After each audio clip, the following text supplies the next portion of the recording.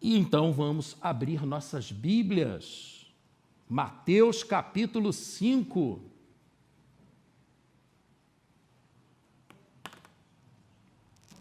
Vamos dar continuidade ao nosso Sermão do Monte.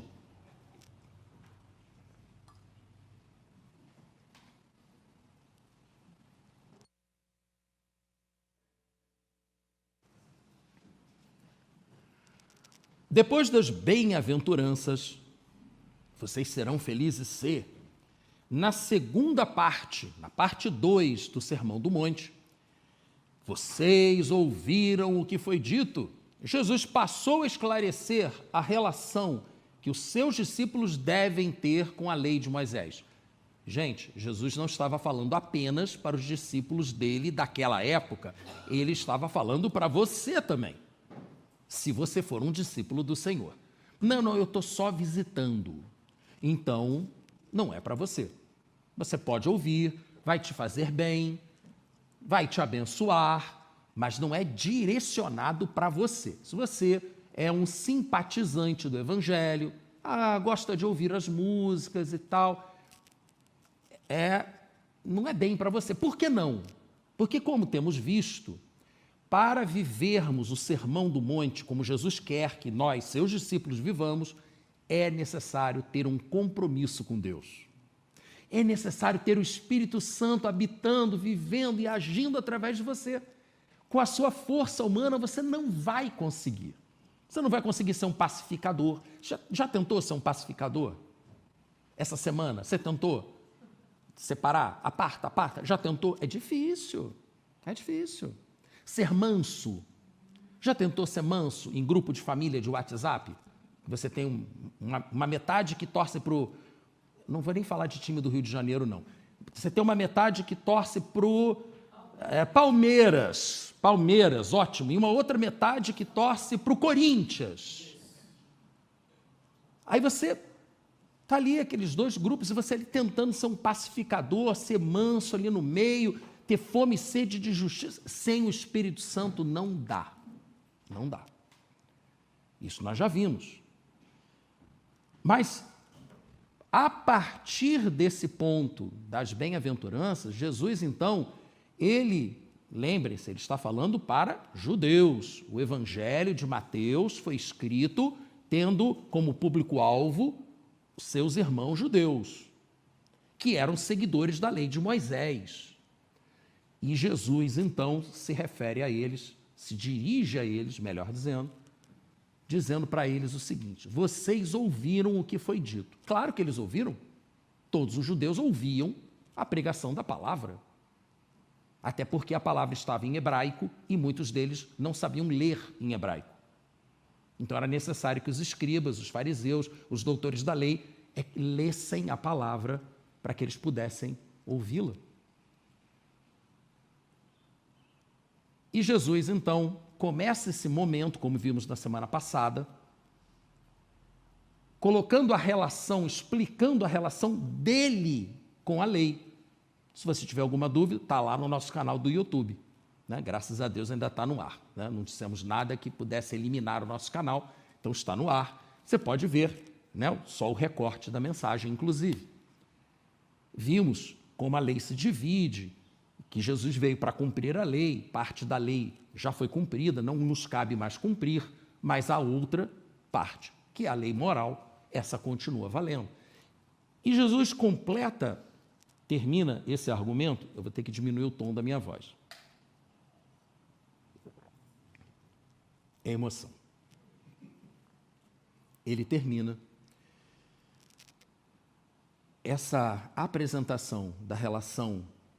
Ele começa com a relação dele com a lei, e então ele diz, versículo 19, vimos isso semana passada, versículos 19 e 20 de Mateus capítulo 5. Todo aquele que desobedecer a um desses mandamentos, ainda que dos menores, e ensinar os outros a fazerem o mesmo, será chamado o menor no reino dos céus. Mas todo aquele que praticar e ensinar esses mandamentos será chamado grande no reino dos céus. Pois eu lhes digo, agora é o ponto importante, se a justiça de vocês não for muito superior à dos fariseus e mestres da lei, de modo nenhum vocês entrarão no reino dos céus. Uau! Vimos isso na semana passada. Usamos a parábola do publicano e do fariseu para mostrar o que Jesus estava querendo dizer com isso. Mas o próprio Jesus, ele ilustrou o que ele estava querendo dizer com 6 exemplos. Aliás, Jesus era muito didático, muito didático. E ele usou 6 exemplos para explicar o que ele está querendo dizer com essa história de que a nossa justiça, sua justiça, tem que ser muito superior à dos escribas e fariseus. Deixa eu lhe perguntar, para que você se situe aqui, a sua justiça tem sido muito superior à dos fariseus? Não sei, né? Então, ainda em Mateus capítulo 5, agora o texto do dia, o primeiro exemplo de Jesus, o homicídio. Vocês ouviram o que foi dito aos seus antepassados: não matarás, e quem matar estará sujeito a julgamento. Mas eu lhes digo que qualquer que se irar contra seu irmão também estará sujeito a julgamento. Também qualquer que disser a seu irmão raca, que significa tolo, será levado ao tribunal, e qualquer que disser louco corre o risco de ir para o fogo do inferno. Uau! Deu para entender por que eu disse lá na primeira mensagem dessa série que eu fugia do Sermão do Monte? Que eu consegui evitar o Sermão do Monte por 5 anos como pastor? Como explicar um negócio desse? Como explicar que se você apenas ofender uma pessoa, você, para Deus, está cometendo um pecado semelhante ao pecado do assassinato? Como explicar isso para nós? Como seria possível entendermos algo tão radical? Vamos ver se o nosso Senhor Jesus Cristo nos ajuda nessa compreensão. Primeiro, ele começa com uma expressão que é a expressão dessa segunda parte de pregações, de mensagens. Vocês ouviram o que foi dito aos seus antepassados. O que ele está querendo dizer com isso? Ele está dizendo que os seus discípulos vinham sendo ensinados de uma determinada maneira. Como eu disse, os judeus do tempo de Jesus, em sua grande maioria, não liam mais hebraico. Precisavam que alguém lhes interpretasse a Bíblia. Muitos já tinham tudo decorado, mas nem todos. Quem é que era o pessoal que decorava tudo? Justamente os escribas e fariseus. Esses tinham tudo decorado. Um Paulo certamente tinha tudo decorado, tudo. Ele não perdia tempo com smartphone, né? Nem com joguinho de computador, né? Não tinha televisão, só restava ficar decorando a Bíblia, né? Então, e decorava mesmo. Mas a maior parte das pessoas, o acesso que elas tinham ao texto bíblico era através, por meio das interpretações, das explicações que vinham dos doutores da lei. E os doutores da lei disseram, como ele disse, vocês ouviram que quem matar será réu de julgamento. Quem cometer assassinato vai ser réu de julgamento. Só que Jesus vem e diz, não é só isso. E ele começa se colocando da seguinte maneira, mas eu vos digo, eles interpretaram de um jeito, eu vou interpretar de outro. Como assim? Ele, Jesus, ele é o autor da lei. Ué, mas a lei não é de Deus? Sim, e Jesus também é Deus. Ou vocês acham que Deus Pai tem uma tarefa, Deus Filho tem outra, e o Deus Espírito Santo tem outra e eles não compartilham as tarefas? Não, gente.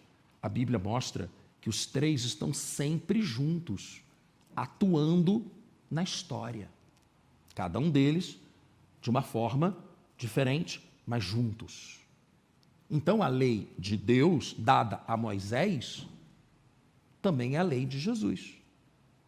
Ele é o autor.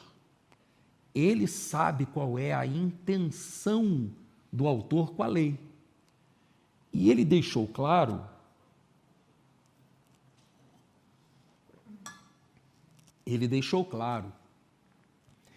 que a interpretação literal da lei não é suficiente. Vou dar um exemplo para você. Então quer dizer que se eu chamar meu irmão de tolo ou de louco, eu posso ir para o inferno? Tá bom, então não vou chamar nem de tolo nem de louco, vou chamar de outras coisas. Não é isso que está escrito na palavra? É uma interpretação literal. É óbvio que Jesus não está restringindo a essas duas ofensas a atitude de você ofender-se e irar contra seu irmão como algo que desagrada a Deus, tanto quanto partir para a agressão física. Para os fariseus, era só você não tocar fisicamente, não matar fisicamente a pessoa, que estava tudo bem. Você podia odiar a pessoa, podia cancelar a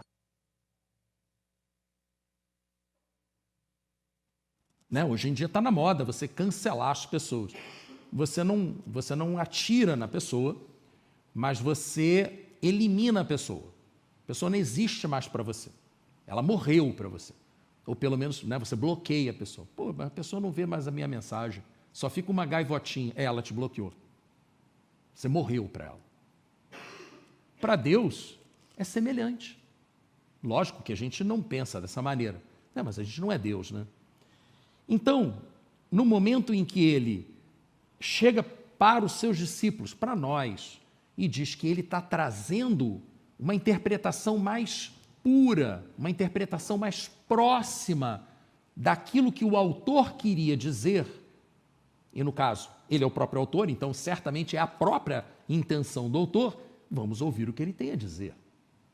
Eu vou dar um exemplo para vocês, eu dei esse exemplo de manhã também.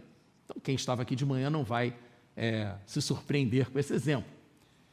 Houve um tempo, na época eu acho que não se chamava ainda Enem, ainda se chamava vestibular, em que na redação utilizaram um texto de um autor vivo, Carlos Drummond de Andrade.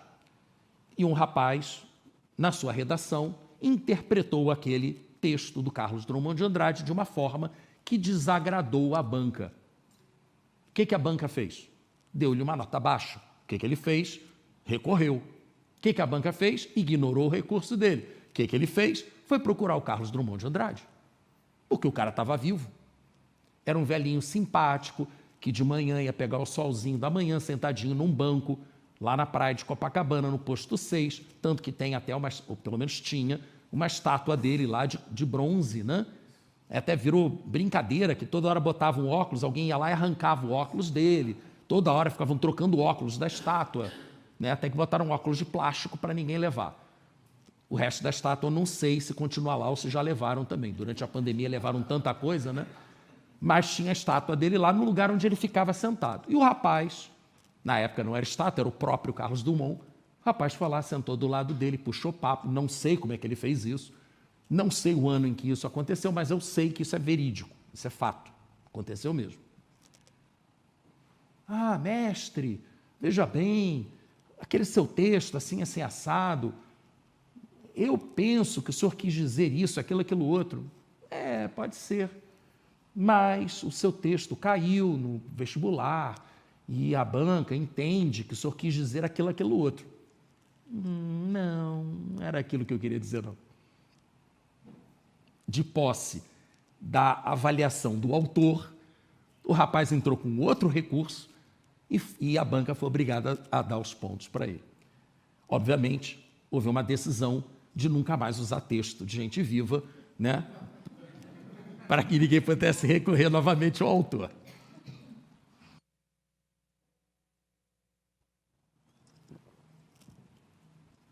Jesus é o autor. E ele vem para dizer o que é que a lei de Deus quer dizer para nós. E ele diz: vocês ouviram o que foi dito aos seus antepassados: não matarás. Quem matar será sujeito a julgamento, mas eu lhes digo que qualquer um que se irar contra seu irmão também está sujeito a julgamento. E qualquer um que disser a seu irmão que ele é um tolo será levado ao tribunal. E qualquer um que chamar seu irmão de louco corre o risco de ir para o fogo do inferno. Jesus estava nos mostrando que a intenção do autor é ir além da letra. É necessário que nós, seus seguidores, com a ajuda do Espírito Santo, eu volto a dizer, não é possível vivermos o Sermão do Monte em todos os seus aspectos, não apenas nas bem-aventuranças, mas em todos os seus aspectos, sem a ajuda do Espírito Santo. Não é possível. Então, o que ele está dizendo, Jesus está nos dizendo, que pelo Espírito devemos ir além da letra, da interpretação literal da lei. Nós temos que interpretar a lei de uma forma mais profunda. É isso que ele está querendo dizer para nós.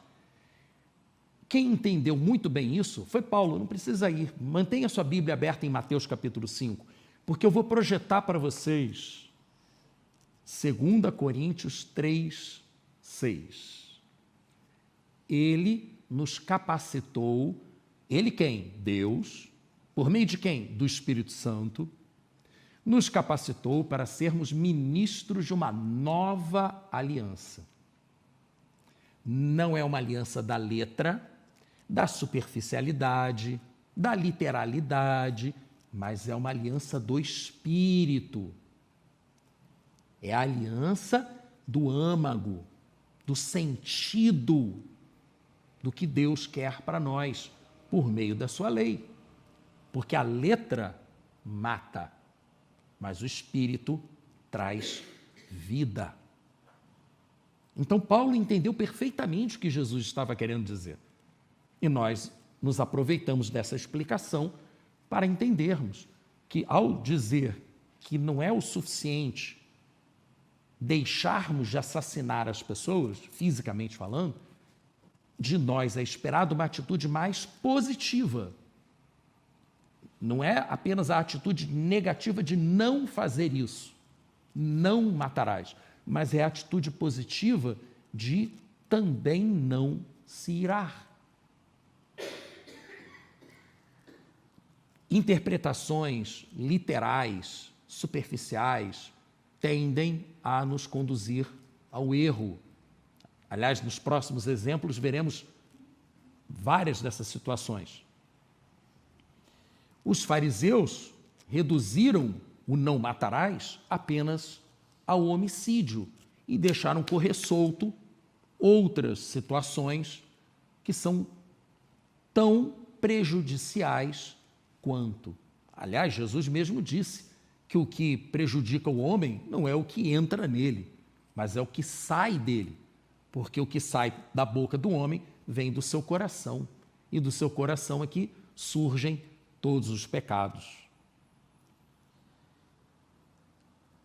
Jesus nos mostrou, e Paulo nos explicou, nos ajudou a entender que o espírito da lei é que é o importante. E o espírito da lei do não matarás, do homicídio, é que não é suficiente não eliminar fisicamente uma pessoa, mas não podemos odiar uma pessoa.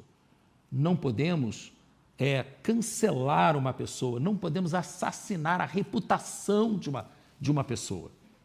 É errado. Inclusive, quando Paulo diz, relaciona pessoas que não irão para o reino dos céus, Os fofoqueiros, os assassinos de reputação, estão lá também, junto com os assassinos. Olha só que coisa interessante.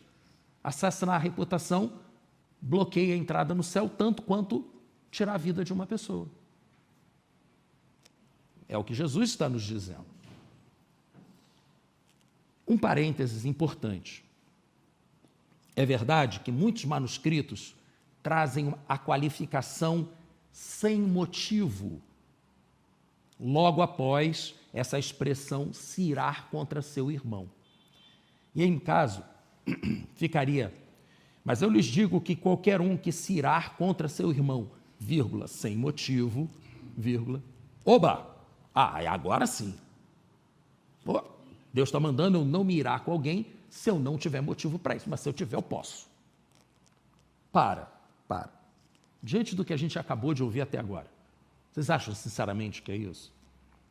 Que você pode procurar motivo para odiar teu irmão que vai ficar tudo bem? Ele pisou no meu carro. Ele não me deu bom dia. Passou por mim, enfim, eu não quero nem mais saber. Para mim, morreu. Vocês acham que funciona? Não, mas eu tenho o meu motivo. Sério.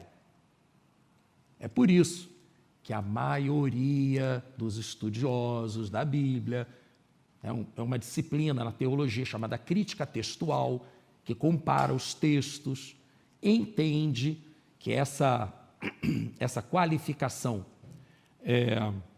sem motivo foi um acréscimo. Não fazia parte dos primeiros, os mais antigos, os melhores manuscritos. Tanto que na nossa Bíblia NVI não tem mais essa qualificação.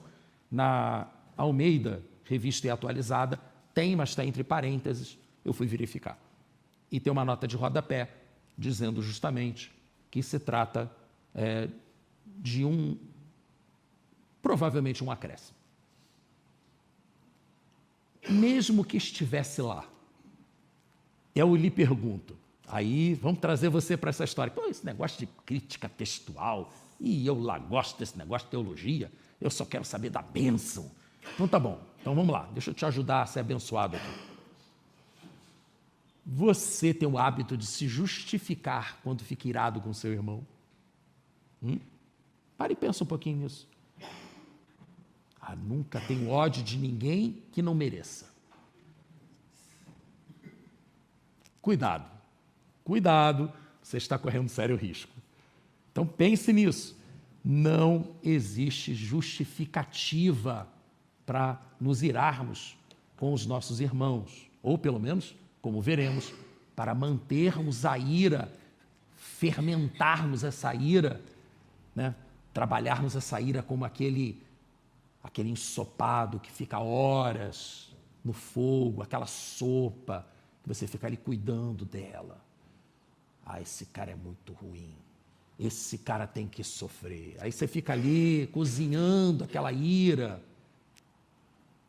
Não é para fazer isso. Certamente não. Mas aí eu lhe pergunto o seguinte. E é uma pergunta importante.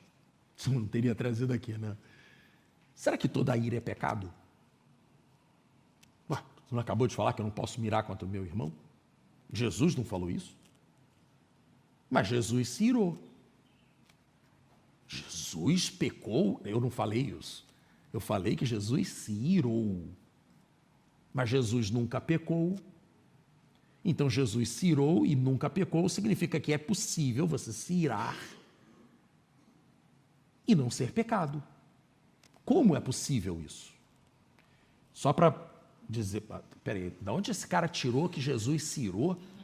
É só você, rapidinho, dar uma olhadinha no capítulo 23 de Mateus. Gente, o capítulo 23 de Mateus, todo é Jesus atacando os escribas e os fariseus. Olha o título do capítulo. Jesus condena a hipocrisia dos fariseus e dos mestres da lei. Raça de víboras, mentirosos, filhos do diabo. Olha só. No versículo 17, inclusive, de Mateus 23, Jesus acusou os fariseus de serem cegos, de serem insensatos. Como Jesus não pecou, temos que deduzir que há atitudes que exigem a nossa condenação veemente, como ele condenou veementemente a atitude dos fariseus. Pronto, já dei a dica. Já dei a dica para vocês. Salmo 97, versículo 10. A Bíblia explicando a Bíblia. Odeiem o mal. Bom, gastei o que faltava de voz aqui. Odeiem o mal. Vocês que amam o Senhor, pois o Senhor protege a vida dos seus fiéis, nós, e nos livra das mãos dos ímpios. Odeiem o mal. O ódio em si não é pecado. Pecado é odiar seu irmão. Odiar o mal, não. É como a gente costuma dizer, nós odiamos o pecado, mas não odiamos o pecador. Jesus não odiava as pessoas, ele odiava as atitudes erradas das pessoas. E odiava com bastante ênfase quando essas pessoas estavam guiando outras pessoas numa atitude errada. Os falsos mestres, os falsos líderes, os cegos guiando outros cegos. Então existe sim uma possibilidade da ira não ser pecado. Pelo contrário, ser até recomendada. Odeie o pecado em si. O mal deve ser odiado. A gente não tem que ser tolerante com o mal. A gente tem que ser tolerante com as pessoas. Com o mal, não. Com o pecado, não. Mas tem uma outra situação muito importante para a gente contextualizar bem o que Jesus está querendo dizer aqui. A ira, ela é uma emoção. Isso os psicólogos já estudaram isso, já chegaram a essa conclusão. É uma reação instintiva. Você não tem controle sobre ela. Ela vai aparecer. O cara te deu aquela cortada no trânsito. Aí o que você vai fazer com a ira? Vai acelerar o carro para pegar o sujeito que te cortou? Ou você vai respirar fundo? Senhor, muito obrigado por ter me guardado, porque o cara não bateu no meu carro? A escolha do que você vai fazer com a sua ira é sua. Mas você não consegue controlar o surgimento de uma emoção. Isso é inconsciente, é incontrolável. Nós buscamos a presença do Espírito Santo em nós para que o nosso interior seja transformado e nós tenhamos emoções diferentes. Mas isso é outra história. Uma vez a emoção surgindo, o que é que você vai fazer com ela? Aí é com você. Aí é a sua parte. E o que você faz com a sua emoção tem nome, pelo menos para os psicólogos. Sentimento. A emoção é instintiva, mas o sentimento é trabalhado, ele é racional, ele é conduzido a um determinado desfecho, a uma determinada conclusão. Tanto é assim que Paulo aos Efésios disse, versículo 26 do capítulo 4, quando vocês ficarem irados, ou seja, vocês vão ficar. Está vendo? Ele está dizendo que a gente vai ficar. Não, ele só está dizendo isso para os Efésios. Para mim, não. Gente, pelo amor de Deus, cuidado com a literalidade. É para todos nós. Quando você ficar irado, não peque. Ué, mas a ira não é pecado? Estou dizendo que não. Estou dizendo que não. Ela em si, não. O pecado é o que você fará com ela. Apaziguem a sua ira, acalmem-se antes que o sol se ponha. Não transformem a emoção da ira num sentimento de morte. Esse é pecado. Esse é pecado. E por que eu entendo que o timing de Deus foi tão perfeito em nos colocar para falar sobre isso justamente nesse momento. Meus irmãos, por quê? Porque nós estamos vivendo um momento em que as pessoas estão se odiando profundamente. O time vermelho e o time verde e amarelo estão querendo se matar. Estão sonhando com a morte uns dos outros. Estão pregando a morte uns dos outros. E nós, como cristãos, não podemos participar disso. Nós não podemos. Nós precisamos ser sal e luz. Se o sal não salgar, para que ele serve? Se nós não conseguirmos ser levados pelo Espírito a sermos pacificadores, a sermos mansos, a buscarmos de todo o coração a justiça de Deus, sem desejar a morte de ninguém, defendendo os seus ideais, nada disso é errado. O problema é a forma. A forma. Eu sei que é muito fácil a gente sentir ódio, raiva. Muito fácil. É uma emoção humana. É facílimo. Mas precisamos pedir a ajuda de Deus, a manifestação do Espírito Santo em nossas vidas, para que a gente consiga trabalhar essa emoção, transformá-la num sentimento produtivo. Por exemplo, intercedendo pelo outro lado. Então não importa qual é o seu lado, qual é o seu time, se você é o time vermelho ou se você é o time verde e amarelo, não importa. Você, se é do time de Jesus, acima da cor da sua camisa está o sangue de Jesus, que nós estaremos nos lembrando dele daqui a pouquinho, participando da ceia do Senhor.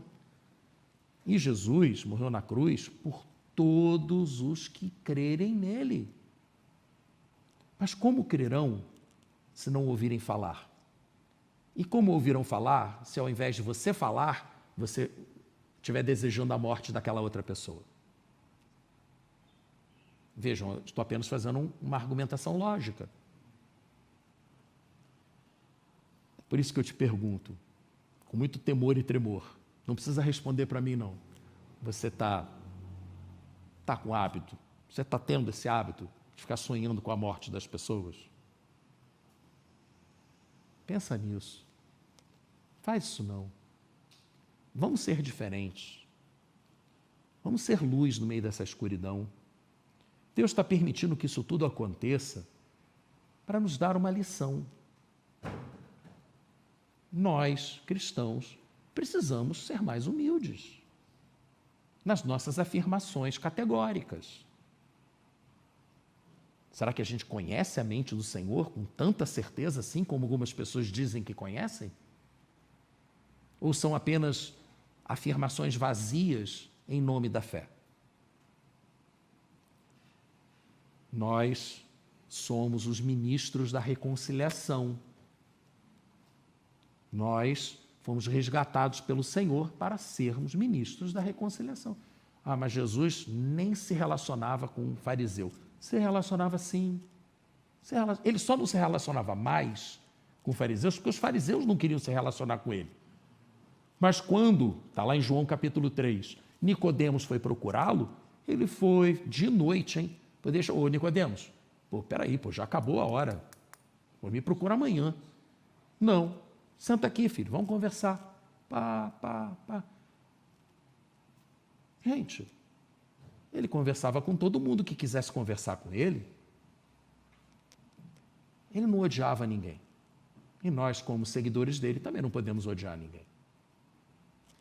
Isso não impede que você, como cidadão, tenha a sua posição política, lute pela sua posição política. A questão é como você vai fazer isso.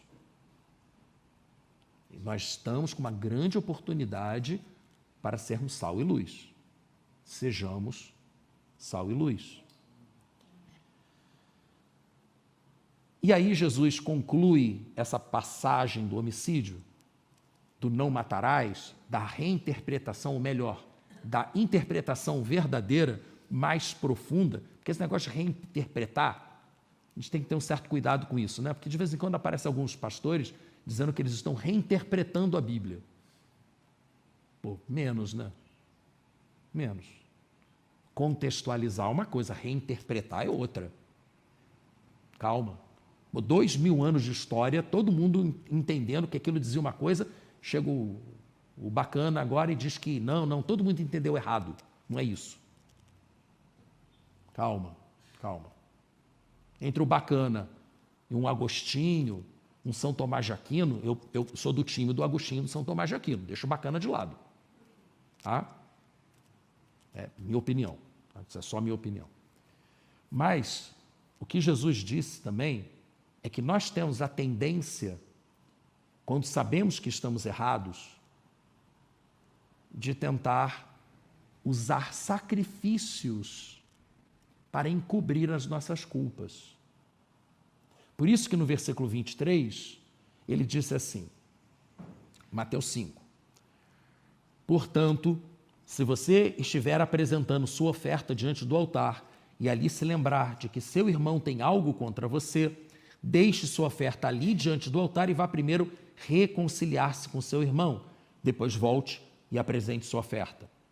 No Celebrando a Recuperação, inclusive, ou a Transformação, nós aprendemos a importância de se fazer reparações. Porque uma coisa é quando o seu irmão peca contra você. Você tem que perdoar. Se você não perdoa, você fica preso. Você fica preso pela mágoa, pelo ressentimento. E outra coisa é quando você é que foi o ofensor.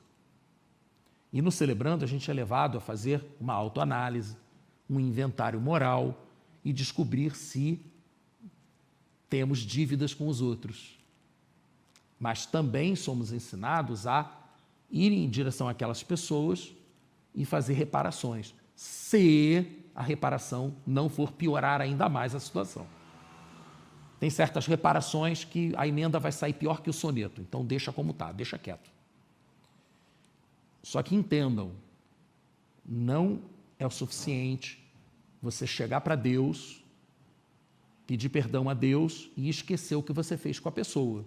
Não é suficiente. A palavra diz que se você estiver apresentando sua oferta diante do altar e ali se lembrar que seu irmão tem algo contra você, mesmo que você esteja ali com a oferta pedindo perdão a Deus pelo que você fez, mas você se lembrou que aquela pessoa tem algo contra você, você tem que ir até ela. Você tem que ir até ela. Reconcilie-se com seu irmão. Versículo 25. Entre em acordo depressa com o seu adversário que pretende levá-lo a um tribunal. Faça isso enquanto ainda estiver com ele a caminho. Estamos a caminho, né, da vida eterna. Enquanto ainda estamos aqui a caminho da vida eterna, façamos isso. Caso contrário, ele poderá entregá-lo ao juiz e o juiz ao guarda e você será jogado na prisão. A prisão do ressentimento, a prisão da culpa, a prisão da mágoa. E no Celebrando a gente aprende como isso traz sérios problemas para a nossa vida. E eu lhe garanto que você não sairá de lá enquanto não pagar até o último centavo. Sem arrependimento, sem confissão, sem restituição, sem conciliação, não tem libertação. Você tem que agir para ser liberto, para se libertar. A reconciliação é urgente. E aí eu lhe pergunto, última pergunta da noite, prometo. Você tem guardado o ressentimento? E para concluir, Jesus, no Sermão do Monte, chamou seus discípulos para lhes explicar o que realmente significam alguns dos mandamentos. E no caso específico do não matarás, nós não devemos ter uma interpretação legalista, superficial, literal do texto, mas temos que ir mais a fundo do que apenas não matarmos, não eliminarmos fisicamente uma pessoa, mas também não podemos guardar rancor, não guardar ressentimento e também não guardar culpa. Nós precisamos entregar tudo isso a Deus, por um lado, mas também buscar a reconciliação com os nossos irmãos, por outro. Essa é a conclusão do que nós vimos aqui agora, pronta para colocarmos em prática.